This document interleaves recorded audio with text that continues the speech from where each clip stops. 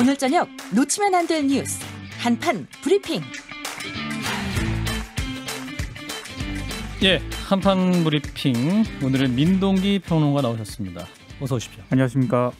예, 국민의힘 윤희숙 의원의 그 의원직 사퇴선언 후폭풍 굉장히 거세군요. 이제는 부친의 땅 투기 의혹이 확산되고 있어요.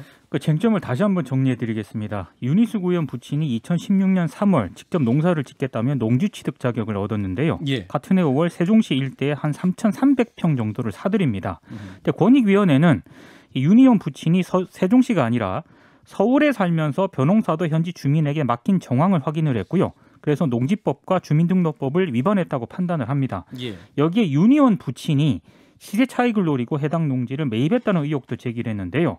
매입 시기를 전후해서 세종 스마트 국가산업단지 등이 들어섰기 때문입니다. 추가적인 의혹도 좀 제기가 됐습니다. 이건 CBS 노컷뉴스가 보도한 내용인데요.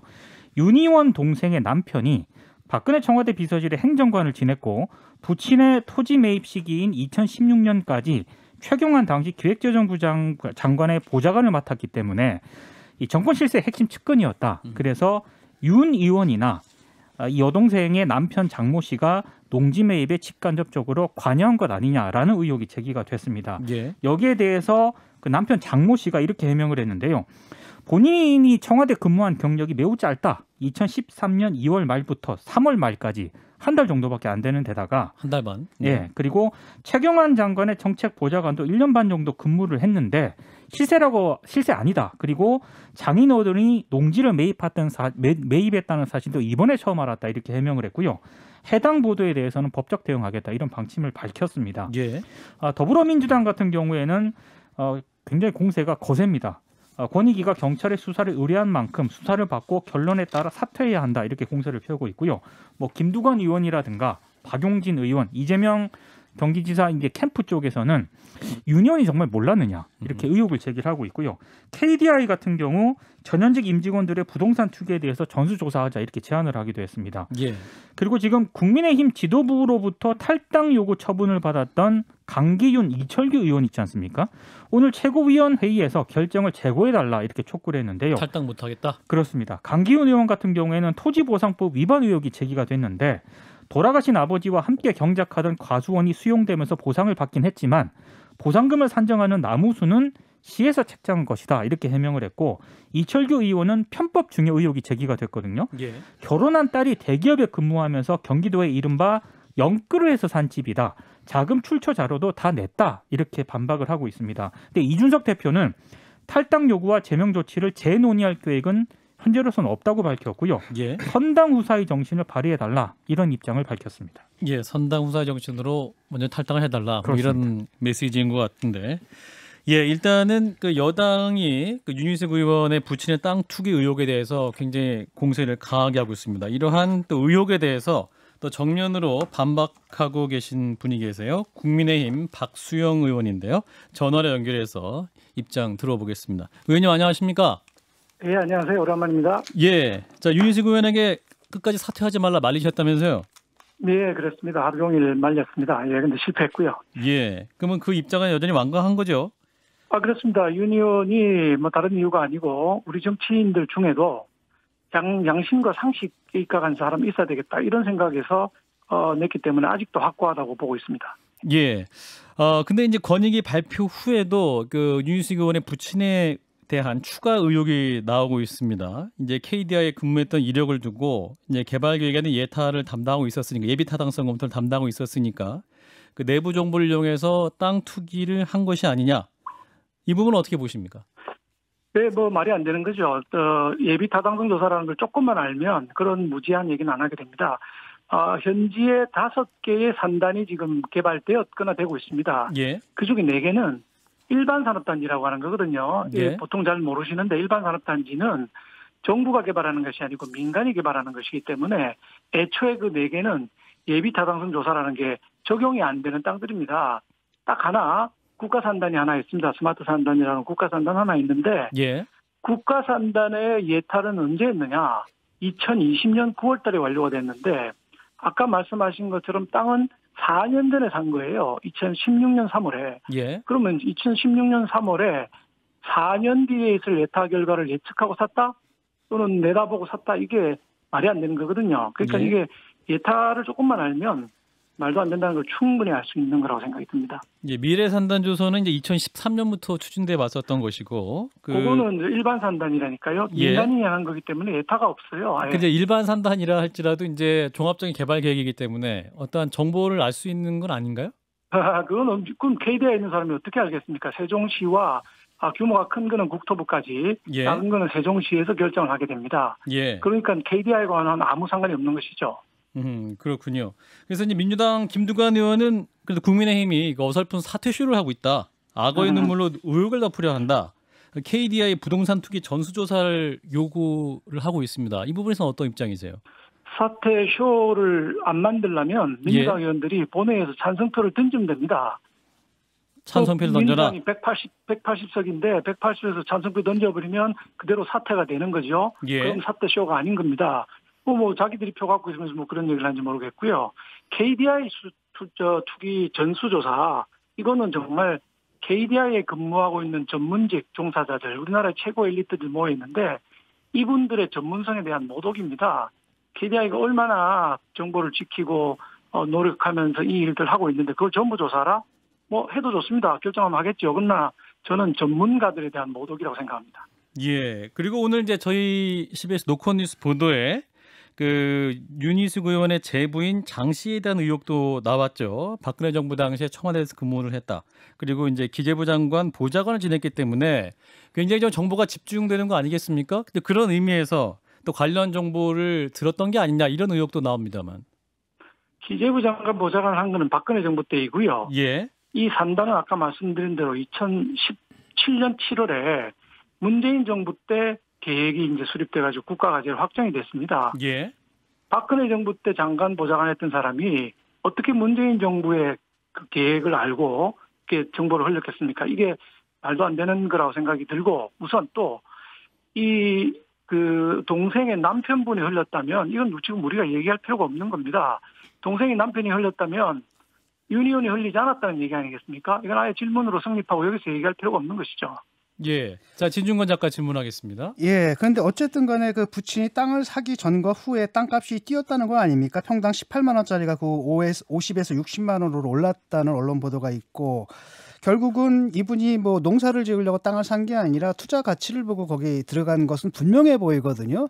그러면 거기 어떤 모종의 뭐 예타는 아니다 하더라도 모종의 정보가 있었기 때문에 그 땅을 산 게 아니냐라는 합리적인 의심을 좀 할 수가 있는데. 네, 뭐 그런 의심이 있다면 그 부친을 조사해야죠.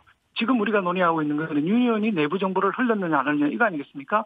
예타가 없는데 KDI에 있는 윤 의원 어떻게 알겠습니까? 그리고 땅값 오른 걸 얘기하시는데 2016년에 샀는데 제가 공시지가를 조사해 보니까 2015년에 거의 2배가 올랐어요. 투기를 하려면 2015년에 샀어야 되는 겁니다. 2014년이나. 그리고 2016년에 사고 나서 거의 안 오르다가 작년, 재작년에 올랐습니다. 작년, 재작년에 왜 올랐느냐? 문재인 정부의 부동산 정책 실패. 이걸 오른 거예요, 땅값이. 그런데 그걸 뭐 사자마자 오른 것처럼 말씀하시는 거는 팩트가 아니죠. 예, 의원님, 그 지금 권익위에서 부친의 농지법과 주민등록법 위반 소지도 위반이라고 판단을 했는데 제가 궁금한 것은 2016년에 농사를 짓겠다고 농지를 취득하신 다음에 그 사모님께서 편찮으셔서 이 농지를 이제 농어촌진흥공사에다가 위탁해서 운영을 하시다가 2020년 12월에 주소지까지 옮기고 직접 작용을 하시겠다고 신고는 하고 실제로는 동네분에게 경작을 맡기셨더라고요. 근데 여기서 이제 뭐가 걸리냐면 이게 바로 그 8년 이상 농사를 직접 지었을 때 양도소득세를 면제받는 이 조항을 노리고 한 것이 아닌가라고 생각하면 이 전체가 여전히 농사를 짓는 거라기보다는 투기. 그래서 아까 전에 뭐 이것이 윤희숙 의원이랑 무슨 상관이냐고 하셨는데 농사를 짓겠다는 분들이 다른 데도 아니고 계획관리지역으로 묶여있는 즉 농업진흥지역이 아니라 계획관리지역으로 앞으로 개발이 될 호재가 있는 지역에 농사를 짓는 땅을 샀다는 자체는 좀 설명이 어려운 얘기 아닙니까? 예, 그것도 분명히 윤희숙 의원이 이제 해명을 했고요. 뭐 부친께서 농어촌진흥공사에 위탁 영농이라고 하는 제도가 있습니다. 예. 그 위탁 영농 제도를 이용한 것이고요. 주민등록부제는 처음에는 농사를 지으려고 사셨는데 이제 모친이 아프셔서 병수발을 해야 되기 때문에 농사를 못 짓고 위탁 영농을 맡긴 거거든요. 프로세스를 그렇게 이해하면 특별한 문제는 없는 것으로. 그랬다가 저는 파악을 하고 2021년에 있습니다. 작용으로 바꿨기 때문에 문제가 된다라는 말씀 드리는 거거든요. 예, 작용으로 바꾼 부분은 뭐 저도 파악을 하고 있지 못한데 네. 작용을 또 뭐 어머니가 좀 좋아져서 하든지 뭐 그런 일이 있었겠죠. 그 부분은 제가 알고 있지는 못합니다. 예, 그러니까 이제 유인수 의원이 처음 설명하실 때 이제 부친께서 농사를 지으려고 이제 그 땅을 샀다. 3,300 그렇습니다. 평이죠. 논이 이제 13마직입니다. 약 13마직인데 그것도 산골짜기 앞입니다. 계단식 논이고. 그러니까 기계도 쓸 수 없는 논입니다. 그 아버님이 그러면 원래 농사를 지을 줄 아시는 분입니까? 아버님이 원래 시골 출신이고 예전에 농사를 지으셨던 분이시죠. 예. 그래서 은퇴하시면 농사를 짓고 싶다 이런 말씀을 늘 하셨다고 합니다. 예, 근데 현재 주민들 얘기를 들어보면 도시 사람이 3,000평이 넘는 땅을 밭도 아닌 논을 샀다. 그거는 개발 호재가 있는 게 아니냐. 이렇게 이제 다들 그렇게 말씀을 하시거든요. 일반적인 상식 자체는 그러니까 유인숙 의원의 해명 자체가 어떠한 농사를 지으려고 했다. 이 부분이 너무 방점이 찌어 있기 때문에 그 해명 자체도 뭔가 좀 합리적으로 맞지 않는다. 이런 지적을 받는 것이거든요. 어떤 입장이세요? 그 농사를 지으려고 했다고 본인이 말씀하시니 예. 윤희숙 의원은 관여를 안 하는 입장에서 부친이 하시는 말씀 이상 어떤 말씀을 드릴 수가 있겠습니까? 예. 뭐 본인 부친께서 원래 시골 출신이고 어릴 때 농사를 쭉 지으셔서 예. 계속 그런 말씀하셨다고 해요. 예, 그런데 뭐 70대 나이에 보통 농사를 짓는다라고 하면 한두 마지기는 이해가 가는데 열몇 마지기는 좀 70대 노구를 이끌고 짓기에는 좀 너무 큰 거 아닌가요? 다소 큽니다만은 요새는 이제 기계 영농도 있고요. 지금 우리나라 통계를 한번 보시면은 65세 이상 영농하시는 분들의 나이를 보면 65세 이상이 절반 정도 됩니다. 예. 그리고 70세 이상이 무려 34%나 되거든요. 방금 위원님 말씀하신 대로 작은 거는 모르겠는데 큰 것까지 하겠냐 이렇게 말씀 주셨는데 요즘은 뭐 자기가 일부를 지으면서 나머지를 농어촌공사 위탁 경영도 맡길 수가 있고 기계 영농을 하는 분을 아예 고용을 해서 농사도 지을 수 있기 때문에 그게 큰 이슈가 되는지는 모르겠습니다. 예. 그래서 오늘 홍준표 의원은 이런 입장을 말했습니다. 논쟁은 필요 없고 깨끗하게 그냥 특수본 수사받으면 될 일이다. 이런 입장이신데 의원님도 같은 입장이십니까? 그렇습니다. 윤희숙 의원이 오늘 입장을 냈죠. 수사가 특수본에서 수사하겠다고 판단하면 얼마든지 수사받겠다. 예. 수사 안 받겠다는 거 아니다. 더더구나 국회의원 신분을 버리면 수사는 당연히 받아야 되는 것이죠. 예. 근데 이제 의원님의 설명 보면 이제 결혼한 이후에 몇십 년 가까이 분가해서 교류가 없었다 이런 부분도 좀 논란이 됐습니다. 사실은. 사실 아니, 분가한다고 뭐, 해서 어떤 정보 교류가 완벽하게 없는 건 아니지 않습니까? 뭐 좀 완벽하게는 없지만 출가 외인이라는 게 이게 26년 전에 출가를 했으면 예. 뭐 가끔 뵙겠죠. 가끔 뵙겠지만 자주 만나고 모시고 사는 거하고는 완전히 다른 것이거든요. 예. 그래서 이게 애초에 청와대나 인사혁신처에서 이 재산 조사를 합니다. 공직자 재산 등록이라는 걸 하는데 이때는 생계를 같이 하지 않는 직계존비성은 조사를 안 합니다. 그만큼 떨어져 살게 되면 재산 형성이라든지 뭐 이런 데 관여를 했다고 보기가 어렵기 때문에 그렇게 하고 있는데 저는 뭐 그 방식이 맞다고 생각합니다. 애초에 뭐 그 생계를 같이 하지 않는 직계존비속을 넣은 그 자체가 문제가 있었다고 생각합니다. 예, 국민의힘에서는 연좌제라고 비판을 하고 있는데요. 지난번에 민주당의 그 양이원영 의원인가? 그분도 맞습니다. 사실은 가족 문제 때문에 그때 굉장히 비난을 받았는데 그때 국민의힘에서는 이분 많이 비난하지 않았습니까? 이건 약간 내로남불 같은데 제가 볼 때는.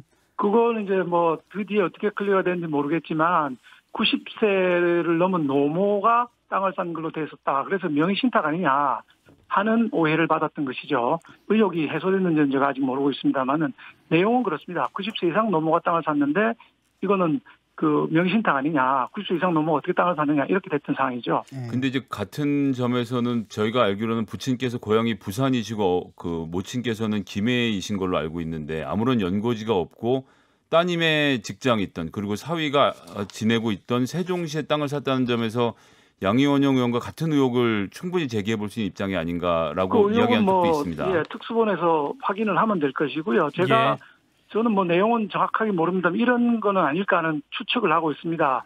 두 딸이 세종시에 사는 거예요. 두 딸이. 그러니까 은퇴하고 나서 딸이 있는 근처로 가서 그 딸 만나러 갔다가 이 동네도 좋네. 그리고 이제 샀을 수도 있다는 이건 뭐 제 추측입니다만은 두 딸이 있는 동네죠. 연고가 전혀 없다고 할 수는 없는 것이죠. 예, 알겠습니다. 자, 의원님, 그 유인숙 의원님 결정대로 그 의원직 사퇴까지 갈 수 있다고 보십니까? 국민의힘도 만약에 표결 처리까지 가면 그 투표를 예. 하시는 겁니까?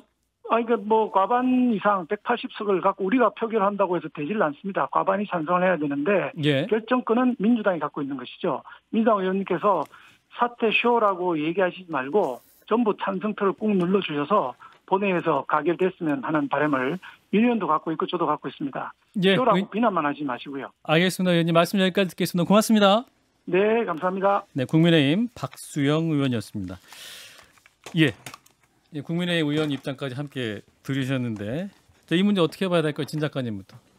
이건 저는 처음에 이제 땅 투기다 그냥 확신을 갖고 있었는데 얘기를 들어보니까 예. 이게 명확하게 이게 고리를 잡긴 좀 힘든 상황인 것 같아요. 그런데 아직도 저는 의심을 합니다.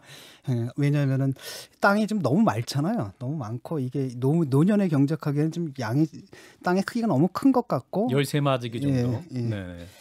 자, 김성애 소장님. 이러니까 돈을 버는구나.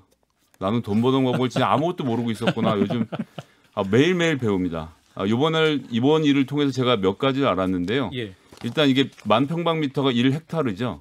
1헥타르가 농지를 자녀에게 상속할 수 있는 최대치입니다. 그게 딱 1헥타르에 걸려 있고요. 그 다음에 8년 동안 작용, 즉 직접 농사를 지으면 양도세가 완전히 면제되는데 자식에게 상속된 다음에도 면제가 되는 것으로 알고 있는데 여기에 부가 조건이 있습니다.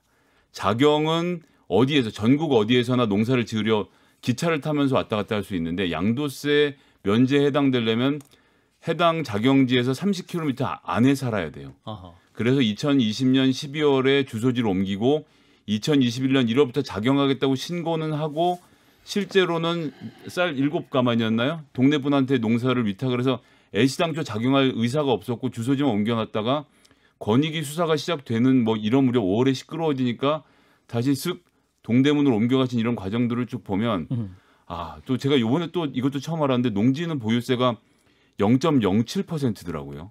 그러니까 이거 갖고 있다가 뜰 때 한번 띄우면 되는구나라는 것을 그래서 저는 이렇게 땀 흘려서 일하면서 뭘 하고 있나 토마 피케티가 어렵게 했던 얘기 이렇게 쉽게 이해할 수 있게 도와주신 우리 윤희숙 의원 일가에게 제가 감사라도 드려야 되나 싶습니다. 이게 근데 윤리적으로는 의심스럽지만은 그러니까 법적으로는 아까 말한 그 농지법 위반 이 정도를 지적할 수 있고 투기 이것으로 처벌하기는 좀 어려운 사안인 것 같아요. 예. 예. 또 이 오후에 새롭게 나온 뉴스는 또 윤희숙 의원이 세종시 특공으로 그러니까 특별 공급으로 시세 차익을 얻었다. 2억 3천만 원 정도 남겼다. 또 이것도 타당이 그건 투기라기보다도 그때는 아파트 사락을 했었잖아요. 그때 산 거 이번에 문제가 돼가지고 팔면서 생긴 시세 차익이기 때문에 그때 정말 그 땅 아파트의 시세 차익을 노리고 그때 사뒀다라고 보기엔 좀 어려운 것 같아요. 이거는 세종시를 개발하면서 모든 공무원들에게 보너스처럼 준 건데 또 한편으로 억울하다 싶을 생각을 할 수도 있는 게 세종시가 당시만 해도 오를지 내릴지 모르는 상태였으니까 이거 2억 정도 오른 걸 가지고 문제를 삼기는 어렵다고 봅니다. 그리고 그 당시는 이제 안 내려가려고 하니까 강제로 내려가려고 하라는 다만 분위기였거든요. 그렇게 팔아서 2억 4천만 원씩 이 차익을 거두고 도남동에 집도 있던 양반이 나는 인차인입니다라고 말하면서 뭉클하게 만들었던 가슴은 참 오그라드네요. 예. 자, 마지막 하나 더 짚죠. 국민의힘에서 이제 강기율 이철구 의원이 탈당 요구에 대해 제거해달라고 촉구를 했습니다. 이 부분은 어떻게 될까요? 이제 이준석 대표의 리더십이 좀 약간 무색해지는 이런 모양새인데, 진 작가님. 이건 이준석 대표의 뜻대로 될 것 같아요. 그러니까 사실 이분들도 보니까 좀 억울한 부분이 있겠더라고요. 강기훈. 근데 이거 강기훈 의원 같은 경우 그 차익이 너무 크더라고요. 강기훈 의원은 압수수색도 나온 건 아닙니까? 그 차이가 너무 크고 이철규 의원 같은 경우에는 사실 이분의 해명이 맞다고 한다면 사실 지금 약간 오해의 소지도 있는 거고 그럼에도 불구하고 이게 정치적 결단이기 때문에 대표의 정치적 결단을 일단 따르고 해명이 끝난 다음에 다시 돌아와도 늦지 않다 이렇게 봐요. 예. 자, 다음 뉴스 해보겠습니다. 미라클 작전. 아프가니스탄에서 우리에게 협조했던 분들 그리고 가족들이 오늘 인천공항에 도착을 했군요. 391명이 오늘 국내에 도착을 했습니다. 특별 공로자 신분으로 입국을 했고요. 5세 이하 영유아 100여 명 그리고 신생아 3명도 포함이 되어 있습니다. 예. 오늘 들어온 수송기에는 378명이 타고 있었는데요. 나머지 아프간인 13명은 26일 오후나 늦게 또는 27일 오전에 입국할 것으로 예상이 되고 있습니다.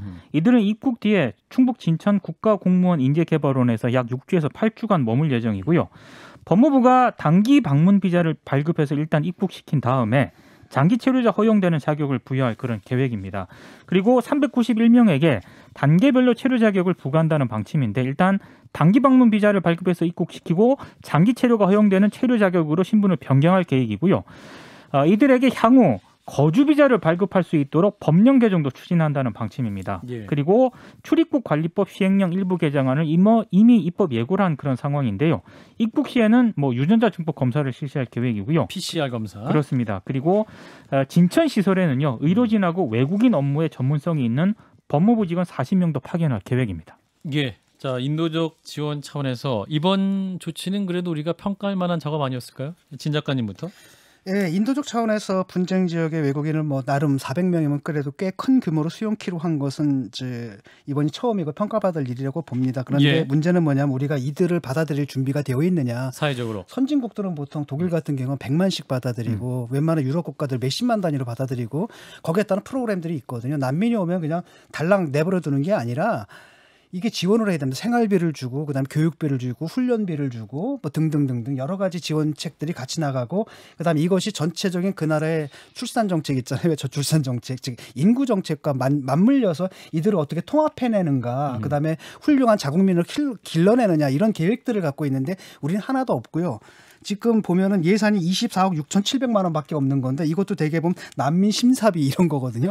그러니까 난민 인정도 안 해줄 뿐더러 인정한 다음에 그냥 내버려 두는 거라는 거죠. 이게 지금 문제고 우리 사회가 이게 준비가 좀 안 되어 있습니다. 다른 한편으로는 또 한편으로는 이슬라모포비아, 이슬람 혐오라든지 또 제노포비아, 외국인 혐오 같은 것들도 사회에 굉장히 팽배한 편이고 갈 길이 멉니다. 선진국 되기에는. 김석현 소장님. 자, 우리나라가 아프간에 지난 11년 동안 ODA 공적개발 원조로 아프간에다가 넣은 돈이 6,700억 원입니다. 꽤 큰 돈인데요. 이 선진국의 위상에 걸맞은 일이었다고 생각을 하고요. 이제 그런 돈의 일부라도 좀 돌려서 이제 국내에서 이민자들, 난민들 받아들이는 일에 대해서 좀 논의할 때가 됐다라고 생각을 하고요.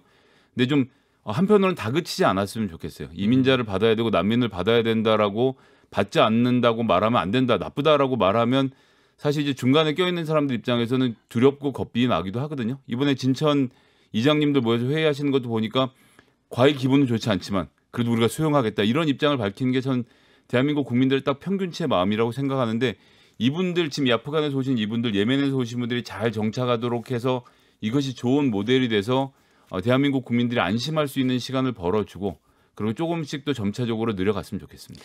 이거 보면 6.25 때 생각나거든요. 그러니까 이분들은 탈리반한테 쫓겨온 거잖아요. 근데 심지어 뭐라고 말하냐면 이들 사이에 탈레반이 섞여 있다거나 심지어는 탈레반과 같은 사람이다 이렇게 얘기를 하잖아요. 그러니까 6.25 때 왜 그 미군들이 피난민들을 북한이 실어가지고 나오는 그 피난민들인데 그 안에 공산군이 섞여 있다라고 막 하다가 양민학살 같은 게 일어나지 않았습니까?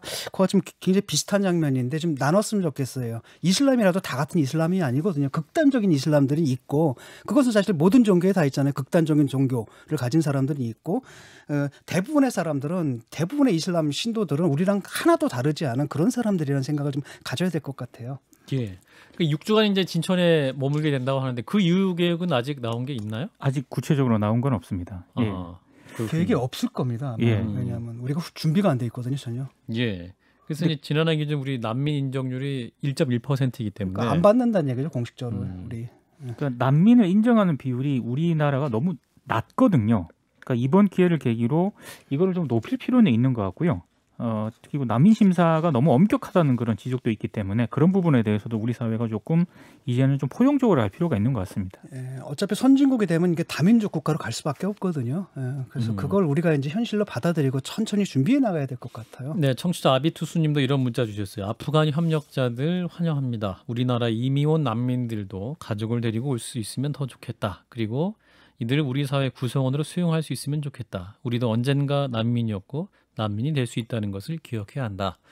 이런 말씀 주셨는데 이러한 이제 성숙한 의식이 점차 좀 확산될 수 있도록 해야겠죠. 김성현 선생님 말씀대로 너무 강요하지는 않아야 되겠지만 아니 우리나라가 7천만 한겨레라고 하지 않습니까? 네. 그런데 거기 플러스 해외에 나가 있는 동포의 숫자가 700만 명이에요. 그들이 뭐 난민은 아니고 이민자고 다 뭐 이렇게 저렇게 섞여 있지만 전 세계에 나가서 그렇게 퍼져 있고 이것들이 교류하는 가운데 우리나라의 위상이 또 높아지고 전 세계 교류가 일어나는 거니까요. 중동과 좋은 교류의 창구를 열었다 이렇게 생각했으면 좋겠습니다. 난민도 많죠. 옛날에 4.3 때 굉장히 많은 분들이 또 일본으로 피난을 갔던 일이 있고요. 이 장면 한번 생각해 보세요. 옛날에 그 조승희라는 한국인 청년이 총기를 난사했잖아요. 그때 한국 사람들은 굉장히 미안하다 그랬더니 미국 사람들이 뭐라 하냐. 니들이 왜 미안하냐. 그것은 개의 문제지 한국인의 문제가 아니다라고 얘기를 하면서 뭐라고 얘기했냐면 오히려 우리가 잘못한 거다. 왜냐하면 그 청년이 우리 사회에 받아들이게끔 우리가 노력을 했었는데 우리가 그 노력에 실패했기 때문에 이런 일이 발생한 거다. 네. 이걸 딱 보면서 미국 시민들의 의식이 상당히 높구나 이런 생각을 좀 했었어요. 예. 우리 사회에 새로운 질문거리를 안겨주는 요즘 국제 정세인 것 같습니다. 자, 민동기 평론가 수고했습니다. 고맙습니다.